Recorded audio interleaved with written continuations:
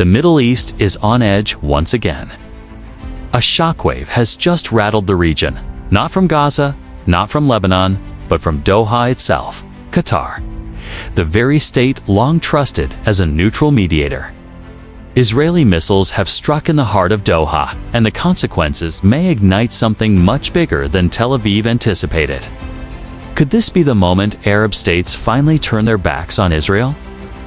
Welcome back to Shadows of Strategy, where we uncover the hidden moves shaping our world. Stay with me as we break down the drama unfolding in the Gulf, where every decision carries consequences far beyond the region. The suspense begins with one burning question. Why would Israel risk striking in Qatar, a state that has been central to mediation and back-channel diplomacy for years? The answer lies in Hamas. For over a decade, Hamas Political Bureau has operated out of Doha, supported financially and politically through Qatari channels. Israel accused Hamas of using Qatar as a shield while continuing rocket fire from Gaza. But by targeting Hamas's presence in Doha, Israel didn't just send a message to the group, it sent a message to the entire Gulf. And that may have been the biggest miscalculation yet, because this time, Israel didn't hit just another militant target. It hit inside a Gulf monarchy, one considered family by the Arab world. And Saudi Arabia, the heavyweight power in the Gulf, responded with outrage. Riyadh's condemnation wasn't just another statement. It was sharp, deliberate, and heavy with meaning. But why so strong? The truth is, Saudi Arabia was already walking a tightrope. Domestically, the Gaza war has fueled anger across Arab societies. People in Riyadh, Dubai, Kuwait, and Cairo were already demanding action against Israel. For Saudi Arabia, seen as the leader of the Muslim world, silence was impossible.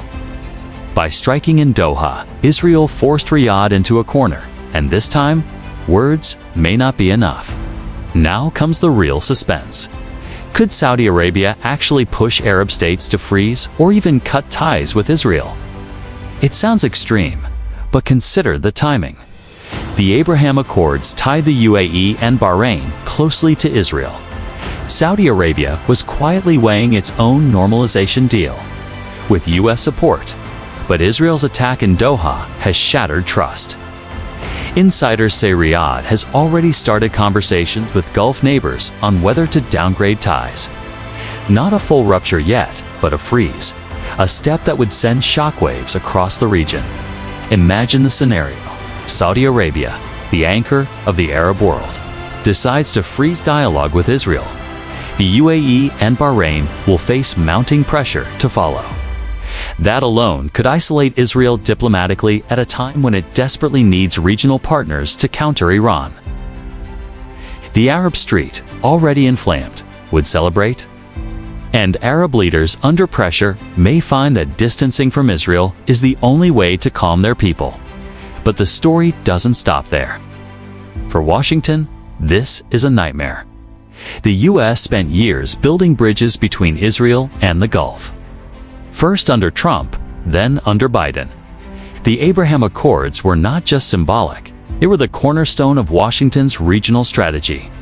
U.S. bases in Qatar, Bahrain, and Saudi Arabia rely on Gulf stability. Israel's partnership with Gulf states was supposed to keep Iran in check. But now, with outrage building, America's carefully built strategy risks unraveling. The irony is painful. In trying to weaken Hamas, Israel may have weakened America's entire Gulf framework. So who gains? The answer is clear. Iran. Tehran has always sought to isolate Israel, using its influence in Gaza, Lebanon, Syria, and Iraq. Every fracture between Israel and Arab states strengthens Iran's hand. And this moment may hand Iran exactly what it wanted: diplomatic cracks among America's allies. But Iran isn't alone. Turkey, too, sees an opportunity. By loudly criticizing Israel and presenting itself as a defender of Palestinians, Ankara could gain influence in Arab capitals and strengthen its image as a rising Muslim power. Now comes the most dangerous suspense of all. Could this outrage spark not just diplomatic consequences, but military ones? A direct war is unlikely. Gulf states are not preparing to fight Israel head-on, but indirect measures. That's another story. Intelligence cooperation could quietly stop. Economic projects could be delayed. Funding streams might shift toward Palestinian factions, and Arab voices could amplify pressure at the United Nations. These moves may seem subtle, but together, they isolate Israel more effectively than any single strike could. And Israel knows it. Step back and the picture is striking. Israel wanted to cripple Hamas' foreign networks. Instead, it may have crippled its own regional standing. By alienating Qatar and enraging Saudi Arabia, it risks undoing years of delicate diplomacy. The U.S. faces a dilemma: push Arab allies to maintain ties and risk further anger, or let them step back and watch its regional architecture collapse. Meanwhile, Iran and Turkey quietly grow stronger. The final suspense is this: what comes next? Will Arab states limit their anger to words and condemnations, or will they take the bold step of freezing or cutting ties? Right now, the balance is fragile. Another miscalculation: a second strike on Arab soil could be the tipping point. If that happens, the fragile bridge between Israel and the Arab world may collapse completely.